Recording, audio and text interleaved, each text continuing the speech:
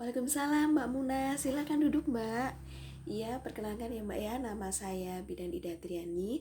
Saya yang bertugas pada pagi hari ini ya Mbak ya. Maksud dan tujuan saya di sini nanti saya akan memberikan pendidikan kesehatan tentang apa saja pemeriksaan tambahan fertilitas dalam screening pranikah atau sebelum menikah ya Mbak ya. Apakah Mbak sudah siap dengan posisi seperti ini? Jika sudah, mari kita mulai dengan membaca bismillah dulu ya Mbak. Bismillahirrahmanirrahim. Sebelumnya Mbak, saya tutup privasi dulu ya Mbak ya, agar privasi Mbak terjaga.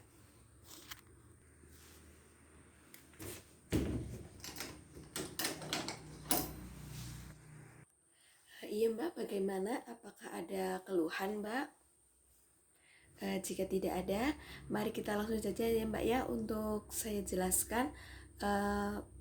Ada 5 tahap untuk pemeriksaan tambahan sebelum menikah ya Mbak ya. Jadi yang pertama ini pemeriksaan semen.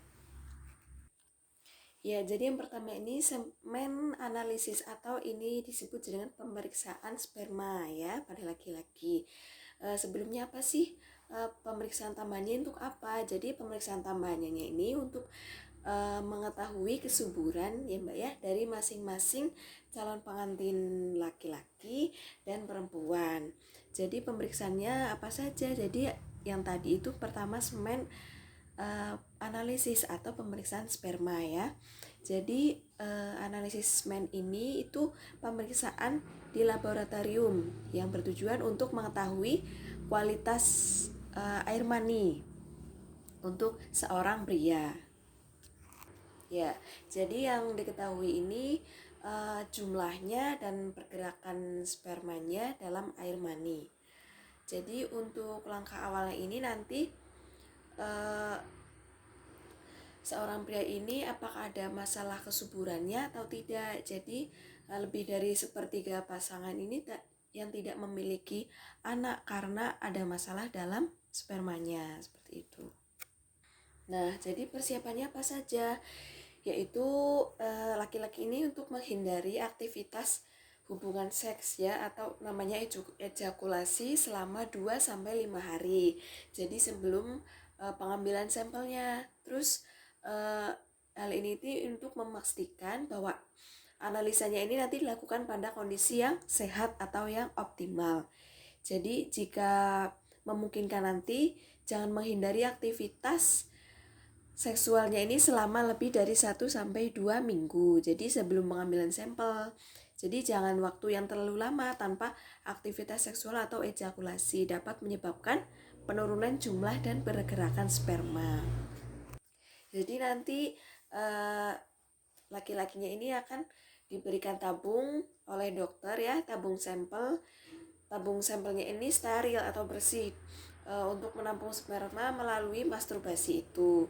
Jadi di klinik atau di mana saja rumah sakit nanti menyediakan ruang pribadi untuk proses masturbasinya nanti. Dan umumnya ini kliniknya berdampingan dengan laboratorium.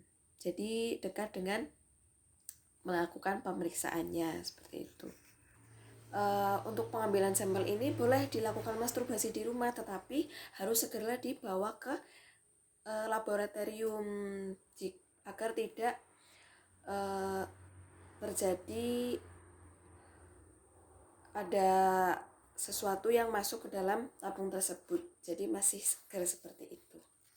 Nah, untuk proses masturbasi ini tidak boleh disarankan untuk memakai pelumas atau memakai pelicin lainnya karena tidak akurat. Jadi harus manual seperti itu. Sampel air mani ini bervariasi waktunya, dapat dilakukan dalam jangka waktu 3 bulan. Ini untuk mendapatkan hasil yang lebih akurat juga. Jadi analisis air mani ini yang bertujuan untuk menilai beberapa baik vaksetomi dilakukan 6 minggu setelah tindakan vaksetomi ya Mbak ya.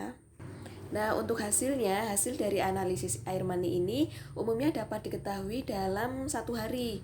Ya, jadi nilai normal dapat bervariasi antar laboratorium.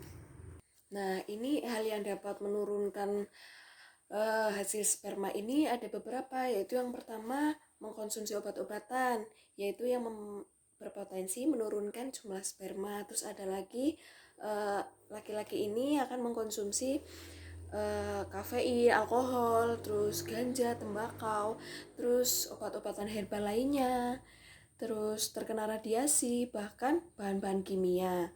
Terus sampel air mani ini juga bisa tidak lengkap, jadi bisa menurunkan air mani.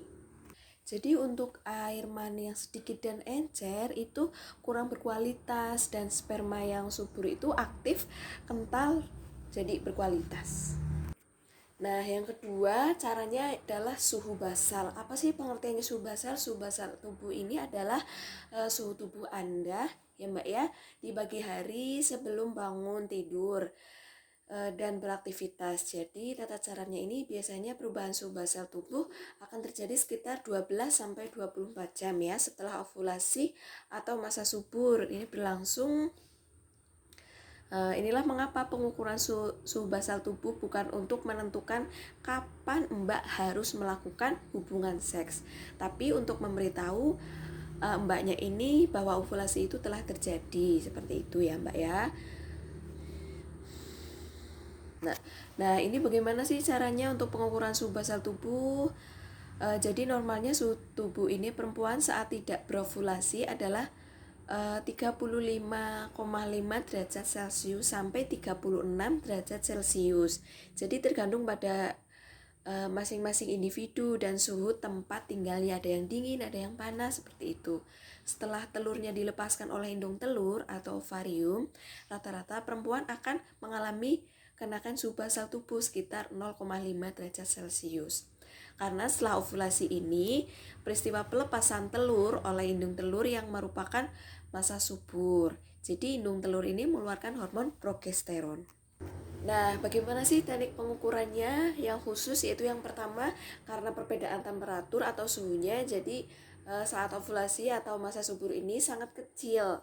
Jadi Mbak ini perlu melakukan pengukuran dengan termometer ya. Alatnya namanya termometer spesial untuk suhu basal tubuh. Terus termometer ini, suhu basal tubuh ini mencatat kenaikan suhu lebih akurat ketimbang termometer yang biasanya. Jadi Mbak ini bisa memilih termometer jenis merkuri atau digital ya. Yang kedua ya Mbak ya, jadi siapkan diagram grafik yang bisa Mbak ini dapatkan dari dokter ahli kandungan atau bisa Mbak buat sendiri. Jadi untuk membuat grafik perubahan suhu yang akurat, Mbak ini harus mengukur temperatur tubuh Mbak ini sesaat setelah bangun tidur di pagi hari, dan sebisa mungkin pengukuran suhu basal tubuh ini dilakukan di waktu yang sama. Jadi sebelum bangun tidur dan aktivitas ya Mbak ya.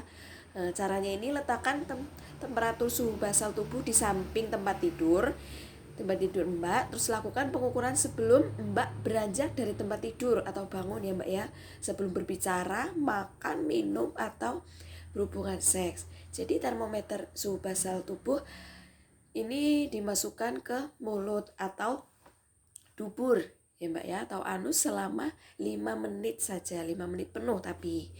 Nah, hasil untuk pengukuran ini lalu dicatat dalam lembar grafik suhu basal tubuh dengan jarak suhu 0,1 derajat Celcius. Setiap hari, grafik ini bisa dibuat di atas kertas milimeter blok.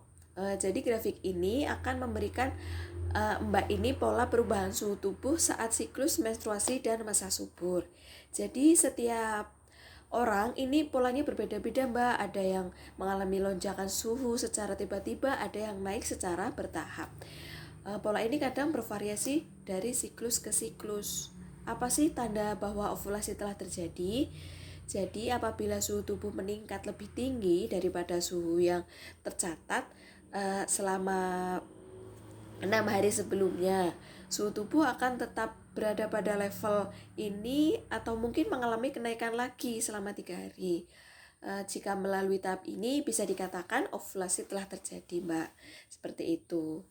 Umumnya sih Mbak ini akan mengalami suhu terendah saat ovulasi atau masa subur dan akan mengalami kenaikan suhu sebesar 1 derajat Celcius setelah ovulasi. Nah, lakukannya Mbak pencatatan suhu basal ini selama beberapa bulan. Jadi bila Mbak ini tidak menemukan adanya kenaikan suhu ovulasi atau masa subur setelah beberapa siklus, temuilah dokternya Mbak untuk melakukan tes darah. Seperti itu. Apa sih yang mempengaruhi keakuratan pengukuran?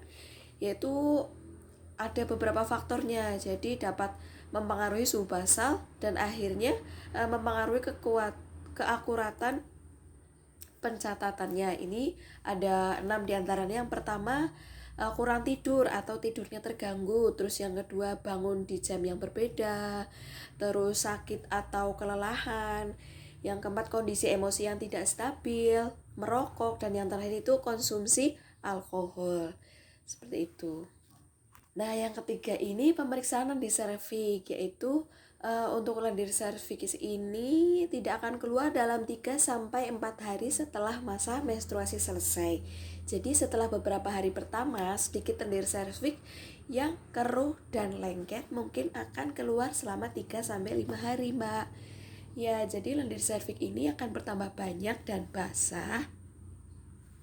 Hal ini jika berhubungan saat-saat menjelang dan selama ovulasi. Lendir guna mungkin akan terasa tipis, licin, dan sangat elastis. Inilah masa tersuburnya Mbak, gitu. Jadi setelah ovulasi, lendir serviks mungkin tidak akan keluar hingga 2 minggu sebelum Mbak ini menstruasi kembali. Seperti itu ya Mbak ya. Untuk jangka waktu tiap-tiap fase berbeda Mbak bagi setiap wanita. Jadi mencatat karakteristik lendir serviksnya ini dapat membantu Mbak mengetahui berapa lama sih tiap-tiap fase itu berlangsung selama siklus menstruasi. Seperti itu ya Mbak ya. Jadi lendir serviks normal, sperma atau cairan pelumas seksual mungkin sulit dibedakan dalam siklus menstruasi yang pertama. Jadi untuk lebih dapat mengenali karakteristik lendir serviks ini yang normal, Mbak ini mungkin perlu hindari hubungan seksual dalam siklus tersebut. Gitu ya Mbak ya. Jadi pemeriksaannya itu setiap hari Mbak, pada waktu yang sama untuk membantu Mbak ini memahami pola perubahannya sering waktu. Pastikan untuk mencatat warnanya seperti atau warna kuning, putih, jernih atau keruh. Terus catat konsistensinya, apakah terasa kental, lengket atau elastis. Terus nanti tuliskan yang Mbak rasakan saat menyentuh lendir itu. Jadi lendir mungkin terasa kering, basah atau licin. Jadi Mbak ini mungkin perlu menyentuh vulva dan mencatat sensasi di bagian tersebut, apakah kering, lembab atau basah. Seperti itu ya Mbak ya.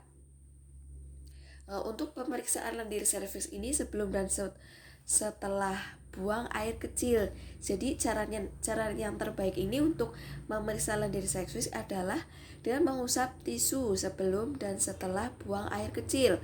Kemudian periksa ya. Cara ini dapat membantu Mbak untuk memantau lendir serviks dan siklus menstruasi dengan efektif.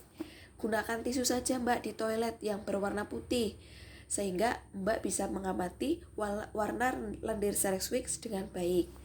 Nah, setelah itu usapkan tisu dari depan ke belakang. Sebelumnya setelah buang air kecil. Jadi pastikan untuk menuliskan tampilan lendir serviks pada tisu yang ada di toilet itu dalam catatan Mbak ini ya. Untuk bagaimana sih analisis lendir serviksnya pada pakaian dalam? Jadi Mbak ini bisa memeriksa lendir serviks dengan mengamati sekresi yang melekat pada pakaian dalam. Jadi cara ini dapat membantu Mbak menentukan fase di mana siklus menstruasi. Mbak juga bisa memanfaatkan cara ini jika tidak ada lendir yang menempel di tisu toilet. Catat karakteristik lendir serviksnya yang menempel pada pakaian dalam. Nah, untuk hasilnya atau evaluasi catatan lendir serviks Mbak, ini setelah 1 atau beberapa siklus menstruasi. Jadi bacalah itu catatan karakteristik lendir serviksnya Mbak. Catatan ini akan membantu Mbak mengevaluasi siklus menstruasi dan ovulasi secara efektif dan membantu mencegah atau memperbesar peluang kehamilan. Nah, untuk cara yang keempat ini namanya tes Fern, yaitu pemeriksaan Fern atau namanya uji pakis lendir serviks, merupakan salah satu parameter dalam evaluasi lendir serviks. Apa sih yang dimaksud dengan Ferning? Adalah pembentukan struktur seperti daun pakis itu yang berjari-jari itu mengacu pada derajat dan pola yang tampak jika lendir dikeringkan di atas permukaan kaca objek. Jadi untuk pembentukan struktur pakisnya pada lendir serviks salah satunya yang ditentukan oleh konsentrasi NaCl. Untuk konsentrasi garam tersebut mencapai puncaknya pola saat ovulasi. Waktu pemeriksaan yang paling sering ini dilakukan adalah pada saat ovulasi. Bentuk daun pakisnya akan lebih jelas terlihat apabila diambil sampel lendir pada waktu yang mendekati ovulasi, di mana struktur tersebut akan mengering menjadi sebuah bentuk seperti daun pakis tersebut yang dinamakan tes Feren. Nah, untuk selanjutnya pada saat terjadi ovulasi lendir serviks akan menjadi sangat cair dan jernih. Sebaliknya akan tampak kekuningan dan kental jika diperiksa pada saat tahapan praovulasi dan pasca ovulasi dari siklus haid. Jadi terdapatnya infeksi serviks atau darah pada saat pemeriksaan Feren akan menghambat pembentukan pola pakis yang sempurna ya Mbak. Jadi ditemukannya pola pakis yang sempurna selama pertengahan siklus menstruasi menandakan ini aktivitas estrogen yang baik dan tidak terdapat infeksi serviks, seperti itu, infeksi serviks. Nah, untuk yang kelima ini namanya uji pasca senggama. Apa sih yang disebut uji pasca senggama? Ini yaitu mengetahui kemampuan tembus spermatozoa menyerbu lendir serviks.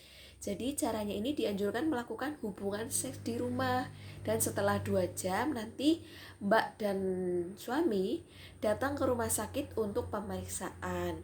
Jadi lendir serviks diambil dan selanjutnya nanti dilakukan pemeriksaan jumlah spermatozoa yang dijumpai di lendir tersebut.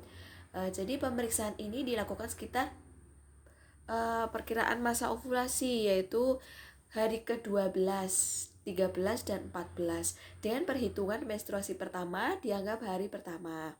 Jadi hasilnya nanti masih belum mendapat kesepakatan para ahli. Seperti itu. Untuk tambahannya yaitu tes LH atau luteinizing hormone. Jadi tes LH ini merupakan uji untuk mengetahui jumlah hormon luteinizing dalam darah, yaitu hormon yang dikeluarkan oleh kelenjar hipofisis di dalam otak. Untuk sama seperti hormon ini berfungsi membantu mengatur siklus menstruasi dan produksi sel telur.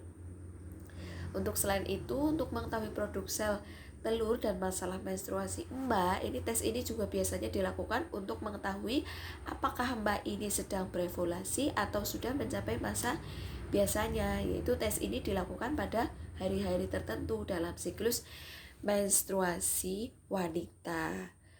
Ada alat khusus Mbak untuk alat tes kesuburan, LH tes ovulasi namanya. Iya. Tesnya itu seperti tes untuk kehamilan atau tes pack seperti itu. Ya, terima kasih Mbak untuk penjelasan pendidikan kesehatan pada pagi hari ini. Semoga bermanfaat ya Mbak ya. Apakah ada yang ditanyakan? Jika tidak, mari kita akhiri ya Mbak ya. Mari kita membaca hamdalah. Alhamdulillahirobbilalamin.